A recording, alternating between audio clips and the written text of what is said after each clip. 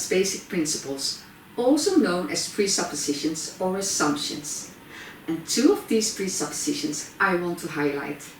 First, behind every behavior there is a positive intention, and second, there is always a choice. With these two presuppositions, we start the NLP technique reframing, finding the positive intention of a behavior, because every behavior is useful in some situation, and you always have a choice. There are always options, even if you don't see, hear or feel it. Now, what exactly is reframing?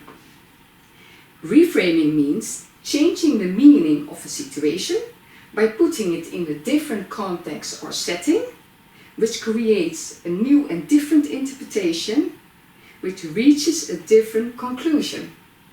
In short, change the meaning and reach a different conclusion. Find it out yourself, because sometimes you're already doing it. Sometimes it goes without saying. For instance, a friend told me lately, well, the weather is so awful, I cannot go out.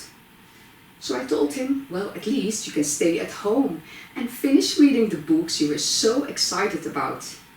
So change the meaning positively. Doing so doesn't mean that you solve the problem, nor do you change the behavior. However, you will have a different view of the situation, and this will lead to a different state of mind, a different mood. Recently, I had a client who was pretty annoyed that her father-in-law was always criticizing her. Every time when we have a conversation, we end up arguing, she said. How can I change his behavior? He's always picking on me, and I don't know what I do wrong. So I asked her why she thought her father-in-law was picking on her. I don't know, she said. He thinks he's really smart. No one dares to interrupt him or even argue with him. Do you argue with him? I asked. Well, yes, of course, if I think it's appropriate, she said. Fine, I said. So your father-in-law finally found someone he can level with. She looked at me and then bursted out laughing. It never crossed my mind, she said. Instead of finding out how to change someone's behavior, look at it in a different perspective. Find out what a positive intention of the person may be, because something is said or done for a certain purpose. One day I was on my way to provide a training in Utrecht. I took the train from Rotterdam to Utrecht, which was perfectly on time. Then it happened that after 20 minutes the train broke down. We couldn't move forward. We had to wait another half an hour before we would return to the original station.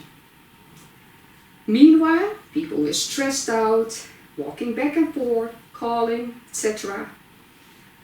I decided that worrying would be of no use. I would be late anyway. So I called the company, told them what happened, and had them notify my class about the disruption. Then I put on my headphone, closed my eyes, and listened to music. Back in Rotterdam, I didn't have to wait too long to board the next train. So at the end, it only took me 2 hours to reach my final destination. However, by staying calm and positive, I felt really good.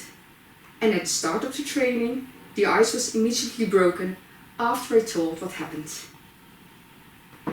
Remember that you always have a choice, and it is you who determine how you want to feel or behave, regardless of what happens outside of you. Simply train your brain. Train it. Just look at it and be positive about the situation. Whether you are a part of a conversation, whether you see the things or observe the things. The more you practice reframing, the more easy it will become. You will eventually let go of negative thoughts and frustration, and you're likely to adopt healthy behavior patterns that will improve your life. Thank you for watching.